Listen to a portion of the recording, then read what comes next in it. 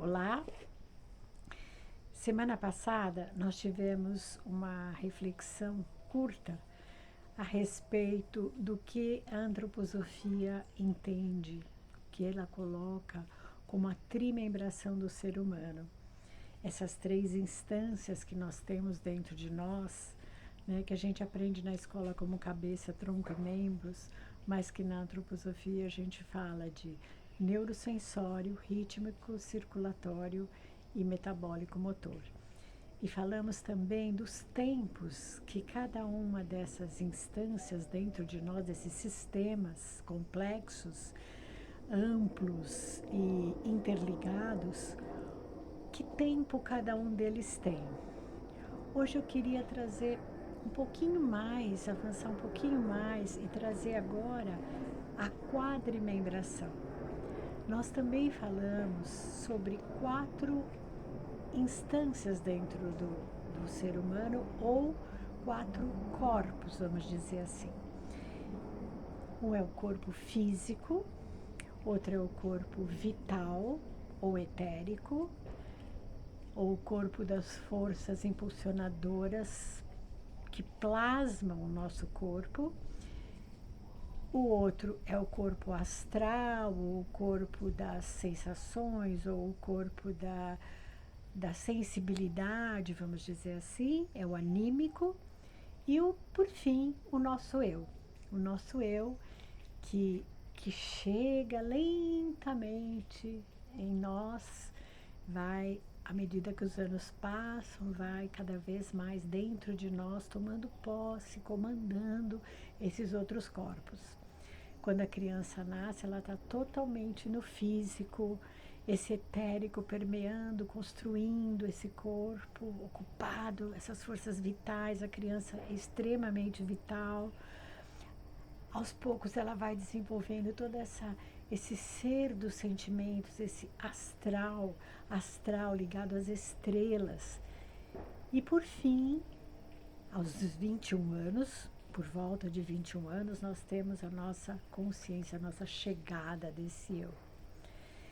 E assim como nós pensamos em termos de tempo sobre o neurosensório, sobre o rítmico e sobre o metabólico, vamos resumir nessas três,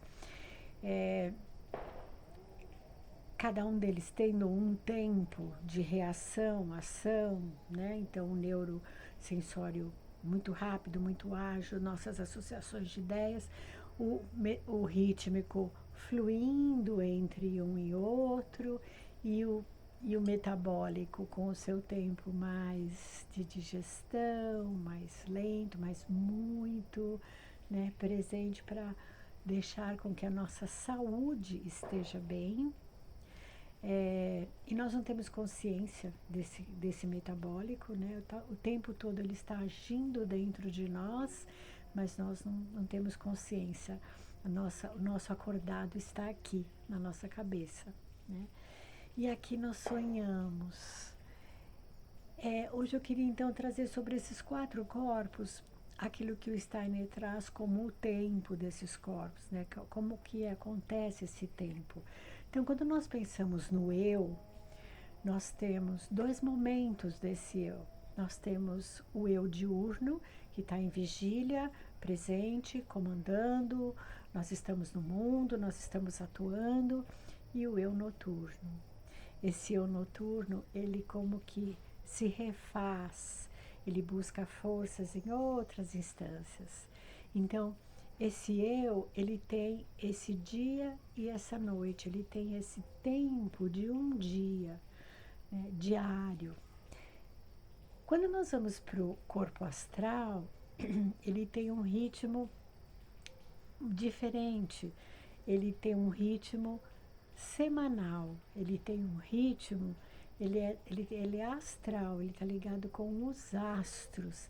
Então, é como os dias da semana, a gente não tem lunes, lua, miércoles, martes, assim é com o corpo astral. Cada dia da semana é como se nós tivéssemos uma predisposição a alguma tarefa, a um pensamento, a uma atitude. A gente pode inclusive meditar e trabalhar sobre isso. Então, esse tempo desse corpo astral é o tempo de 7 dias. Aí nós vamos para o corpo etérico ou vital. Esse corpo etérico ou vital, que é um corpo que assim a gente está muito atento nos jardins da infância, nos maternais, os professores têm que sempre estar repondo suas forças para poder doar para as crianças, para eles poderem ter esse etérico fortalecido através de imagens, através de contos, através do brincar. Então, esse corpo etérico, nós dizemos, Steiner coloca que é o tempo lunar de 28 dias. E assim como a lua se metamorfoseia, né, ela vai se metamorfoseando em 4 fases, vamos dizer assim, né, metamorfose da lua, que não é, a gente sabe que cientificamente não é isso, mas quando a gente admira, quando a gente contempla a lua, a gente poderia dizer isso, ora ela desaparece, ora ela surge inteira, plena, né? Enfim, essas fases é de 28 dias esse etérico.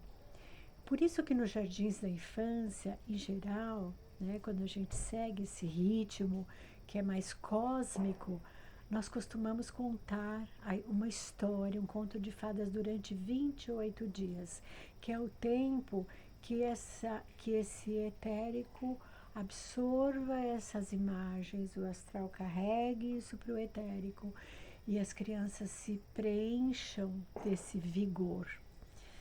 E por fim, o corpo físico. O corpo físico, Steiner traz algumas considerações que a gente não vai entrar aqui.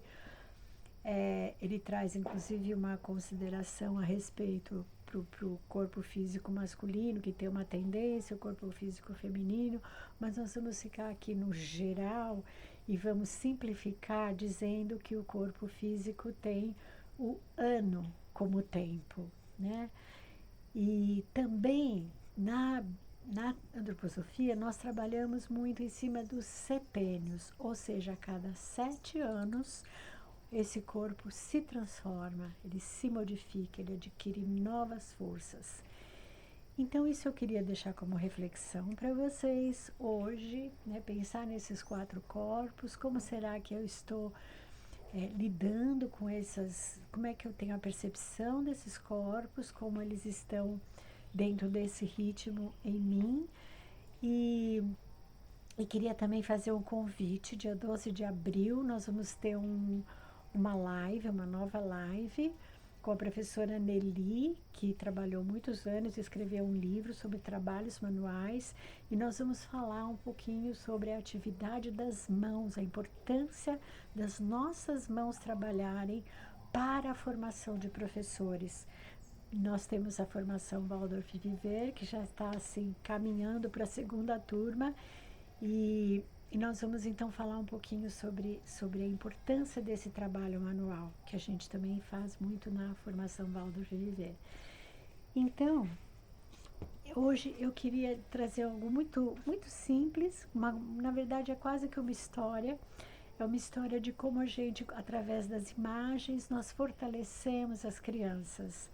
E tem uma história no livro do Gaston Bachelard, A Terra e os Devaneios do Repouso, que é um livro maravilhoso, poético, como tudo que o Bachelard escreve. E ele conta uma pequenina história que diz que um menino estava doente e o irmão mais velho decidiu fazer algo que pudesse revitalizá-lo. Ele estava muito doente, o pequeno. E ele então resolve fazer um laguinho no seu jardim, no seu quintal. E ele faz um laguinho, coloca ali as pedras, coloca as plantas, a água, né? Faz um movimento com essa água. Depois ele vai colocando outras pedras, ele vai se envolvendo naquela tarefa. E o dia que ele leva esse menino para esse lago, esse menino começa, esse laguinho pequeno, né, construído por esse irmão mais velho, esse menino começa a se revitalizar. E depois, em adulto, ele escreve e ele conta o quanto essa imagem, embora não estivesse mais presente na frente dele, fisicamente, estava dentro dele. e que ele carregava essa imagem cada dia que ele precisava de novas forças. Então, hoje eu quero terminar contando essa pequena história que é real e é um romance, na verdade. Ele escreve romance de uma criança, né? E é isso, eu queria deixar então esse conto para vocês, a importância da imagem, a importância de nós vivenciarmos esse tempo. Um grande abraço e até semana que vem.